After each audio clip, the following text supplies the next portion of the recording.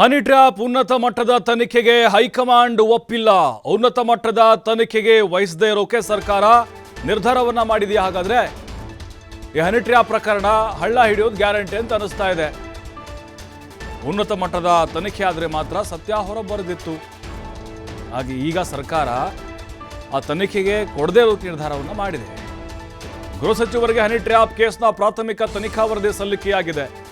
ವಿಧಾನಸೌಧದಲ್ಲಿ ಭೇಟಿಯಾಗಿ ವರದಿಯನ್ನು ಸಲ್ಲಿಸಿದ್ದಾರೆ ಸಿಐಡಿ ಮುಖ್ಯಸ್ಥ ಸಲೀಂ ಅವರು.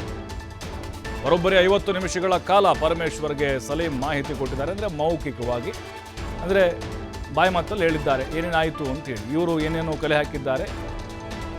ಅಲ್ಲಿ ಯಾವುದು ಸಾಕ್ಷಿಗಳೇ ಸಿಕ್ಕಿಲ್ಲ, ಡಿಜಿಟಲ್ ಎವಿಡೆನ್ಸ್ ಕೂಡ ಇಲ್ಲ, ಆಪ್ತರ ವಿಚಾರಣೆಯಲ್ಲೂ ಕೂಡ ಏನು ಸಿಕ್ಕಿಲ್ಲ.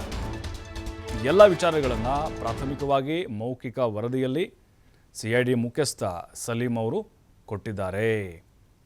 ಅಂದರೆ ಇಲ್ಲಿ ಉನ್ನತ ಮಟ್ಟದ ತನಿಖೆ ಅಂದರೆ ಯಾವುದು? ಸಿ ಬಿ ಐ ಕೊಡಬೇಕು ಅಂತ ಹೇಳಿದ್ರೆ ಸರ್ಕಾರದ ಒಂದು ಒಪ್ಪಿಗೆ ಬೇಕಾಗುತ್ತೆ.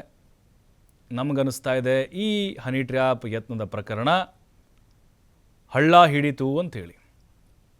ಯಾಕಂದರೆ ಸಿಐಡಿ ಅಧಿಕಾರಿಗಳು ಅವ್ರನ್ನ ಏನು ರಾಜಣ್ಣ ಅವರ ತುಮಕೂರು, ಮಧುಗಿರಿ, ಬೆಂಗಳೂರಿನ ನಿವಾಸಗಳಲ್ಲಿ ತಲಾಶ್ ಮಾಡಿದ್ರು, ವಿಚಾರಣೆಗೆ ಒಳಪಡಿಸಿದ್ರು. ಗನ್ಮ್ಯಾನು ಮತ್ತು ಆಪ್ತ ಸಹಾಯಕ, ಮನೆ ಕೆಲಸದವರು.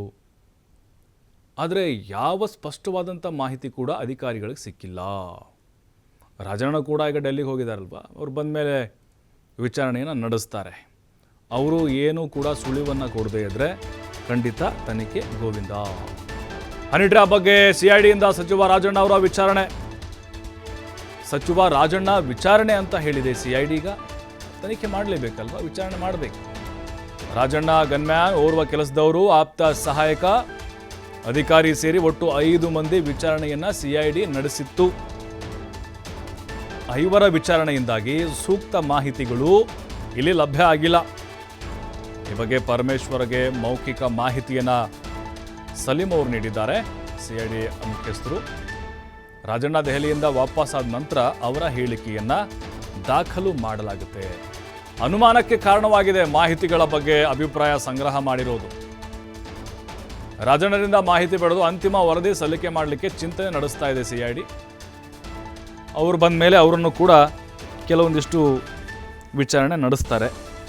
ಅವರು ಹೀಗೆ ಮಾಹಿತಿಯನ್ನು ಕೊಡದೇ ಇದ್ದರೆ ಅಥವಾ ಅವರ ಬಳಿನೂ ಯಾವುದೇ ಸಾಕ್ಷ್ಯಾಧಾರಗಳು ಇಲ್ಲದೆ ಇದ್ದರೆ ಈ ಒಂದು ತನಿಖೆ ಅಂತ್ಯ ಆದಂಗೆ ಅರ್ಥ. ಸ್ಪೆಷಲ್ ಟೀಮ್ ಕೂಡ ಮಾಡಲಿಲ್ಲ. ಇಲ್ಲಿ ಸಿಐಡಿಗೆ ವಹಿಸಿದ್ರು. ಈಗ ಅವರು ಬಂದರು, ಸಲೀಂ ಅವರು ಪರಮೇಶ್ವರನ್ನ ಭೇಟಿಯಾಗಿ ಮೌಖಿಕವಾದಂಥ ಒಂದು ವರದಿಯನ್ನು ಕೊಟ್ಟರು. ಅಲ್ಲಿ ಏನು ಸಿಕ್ಕಿದೆ ಅವರಿಗೆ? ಏನೂ ಸಿಕ್ಕಿಲ್ಲ. CCTV ಅದಿಲ್ಲ ಅಂತ ಮೊದಲೇ ರಾಜಣ್ಣ ಹೇಳಿದರು.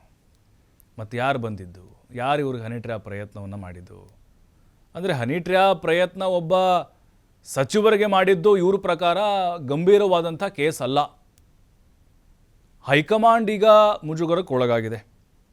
ಯಾಕೆಂದರೆ ಸರ್ಕಾರಕ್ಕೂ ಕೂಡ ಇದು ಡ್ಯಾಮೇಜ್ ತರ್ತಾ ಇದೆ. ಮತ್ತು CBIಗೆ ವಹಿಸ್ಬಿಟ್ರೆ ರಾಷ್ಟ್ರ ಮಟ್ಟದಲ್ಲಿ ಮತ್ತಷ್ಟು ಸಂಚಲನಕ್ಕೆ ಕಾರಣ ಆಗ್ಬೋದು ಅನ್ನುವಂಥ ಹಿನ್ನೆಲೆಯಲ್ಲಿ ಸರ್ಕಾರ ಈ ಕೇಸ್ನಿಂದ ಹಿಂದೆ ಸರಿಯುವ ಎಲ್ಲ ಸಾಧ್ಯತೆಗಳು ಕಾಣಿಸ್ತಾ ಇದೆ.